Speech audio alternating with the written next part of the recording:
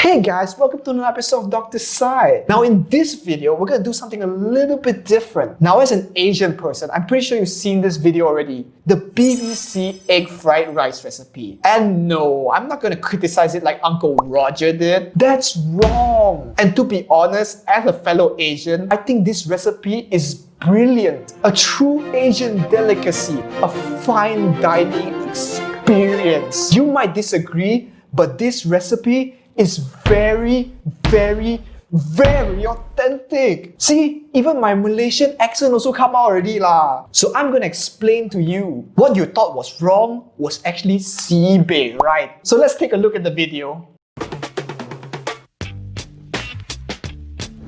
Egg fried rice. Don't be afraid. This is really simple, it's cheap, it's delicious, really satisfying, and it's like a takeaway, but you haven't paid £8 for it.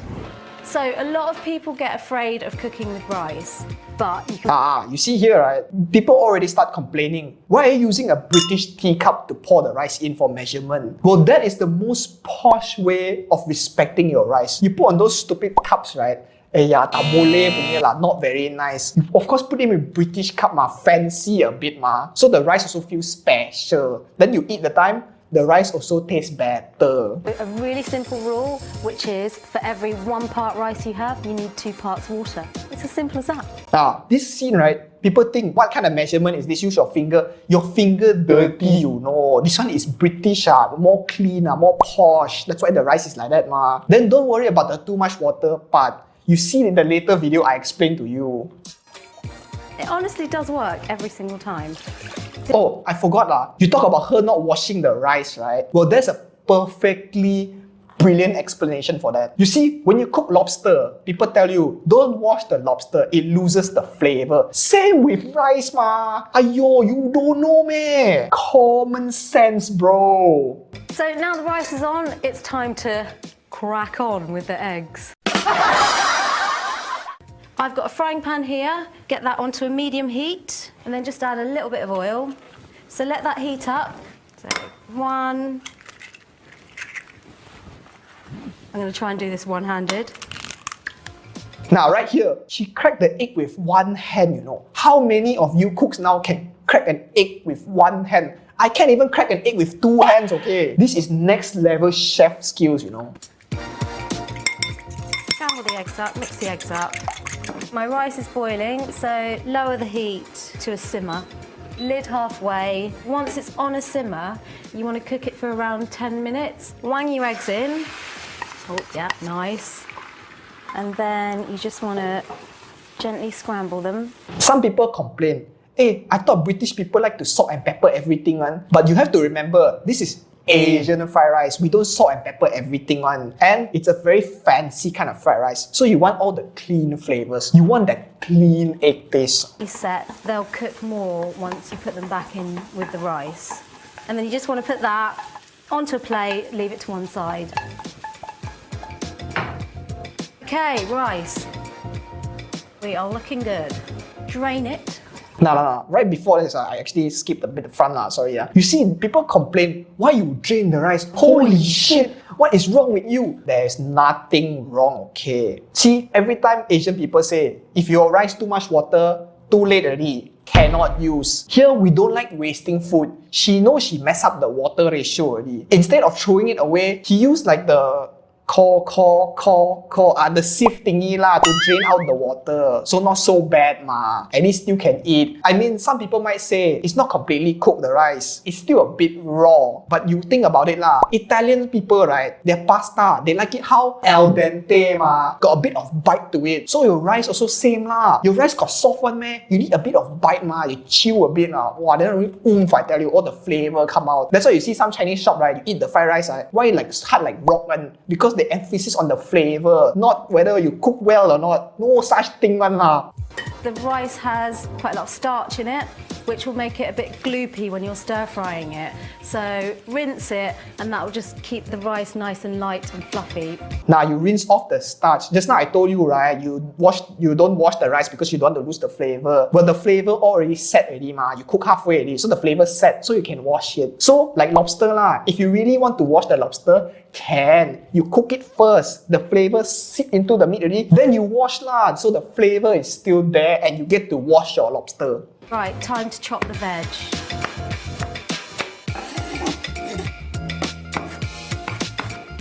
Now here, finely chop, all the Asian mummy all say, hey, where got finely chop? This one like chop like one chunk like that one. That's not what finely chop means. Finely chop is chop very fine. Fine means good ma. So it's very goodly chopped only. It doesn't mean fine means like very you like that. Finely chop doesn't mean cut very thin like that, you know. It might seem like a bit of a faff doing all this chopping first, but because you're cooking fast, you're stir frying, you want to have everything good to go when you start cooking, so everything will cook really quick. Nah, here, a lot of people say, why you defrost frozen peas in hot water? You siao one. But how else are you gonna defrost stuff lah? Use your brain a bit. You take the peas out of the fridge, very cold ma, very cold. So what you do, you pour hot water to make it warm lah. Then only the ice will melt ma. You put normal tap water to defrost. You think the thing will melt meh? No ma. You still get frozen pea. Use your brain. Use your brain. Quickly and really crisply.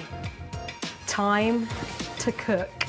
We are going to stir fry now, which basically means cooking on a high heat to retain the freshness of the food. In go the peppers and onions.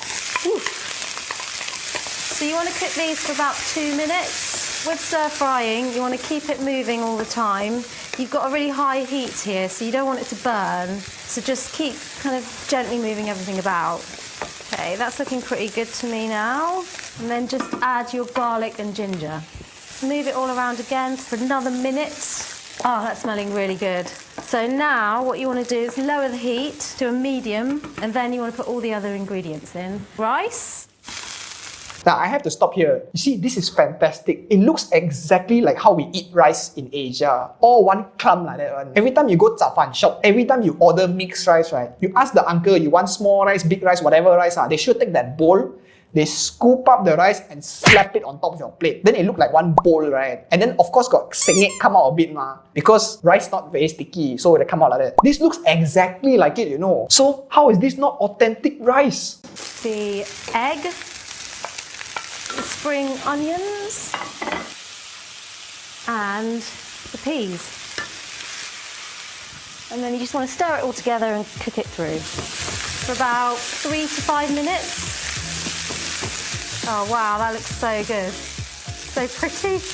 It looks good, so pretty. You know, a lot of people say lah, you eat food for the taste, but that's not true. The taste don't matter. What matters is the appearance. You order dessert lah, you want your dessert fancy one ma. You don't care what it tastes like one ma. That's not important because your Instagram cannot taste your food. It can only taste your beautiful picture. So when you take Instagram for your friend, you see the picture damn nice people think like, wow, you very good at cooking all that. If the plate look like shit but tastes good, who gonna tell? Of course, how it looks is memang more important than how it tastes. Because how it looks, people can see. But how it tastes, only you can taste. And then your soy sauce. I just add a bit to begin with, and then once you're plated up, then give people the option to add more because you don't want to over soy sauce the dish. You see here, Uncle Roger did mention something. Why didn't put MSG? MSG make everything taste better. But this is BBC food, you know. Need to be clean, beautiful flavors, need to be healthy. Every time you order fried rice from the uncle shop there, you eat already, you damn shocked. But then you lazy, very tired, like, oh, cannot move. This fried rice, you eat already, still can run 10 kilometers. No problem. Very, very healthy.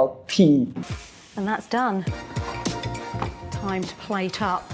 The colours are still vibrant. Now, this one I didn't notice until Uncle Roger mentioned. Using a metal spoon on a non-stick pan. But then, you think about it lah, all the flavour is stuck to the pan. So you use the metal spoon, you pour out everything, all the flavor, all the deliciousness out ma. Sure lah, you might complain, got a bit of metal taste. You think of it another way, there's iron in it, you know, it's good for your body. After you eat this fried rice, you sure SIBEH strong one. How many fried rice you eat got iron eh? This one baru steady, I tell you. Yum-ington. I'm gonna eat some now. Let's have a go.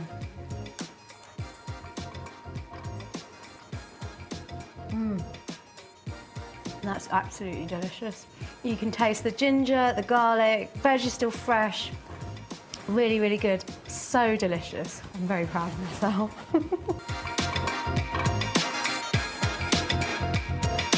See, she said it's absolutely delicious. And we all know lah, whatever you see on TV is true one, no lie one. So she said delicious, guarantee delicious one. Just because you don't see her reaction on the screen doesn't mean she's not feeling it, but damn Jun. So you see, all these steps actually make sense on you know. Don't hate on this video just because you don't understand the eccentric and super refined techniques being used here, okay? Just because you never used before doesn't mean this cannot work. So that's it for this video. I urge all of you to try this recipe before you comment. You belum try, mana tahu. Maybe you like it leh, maybe you don't. But I'm pretty sure you're gonna like it lah. So until the next video, see you.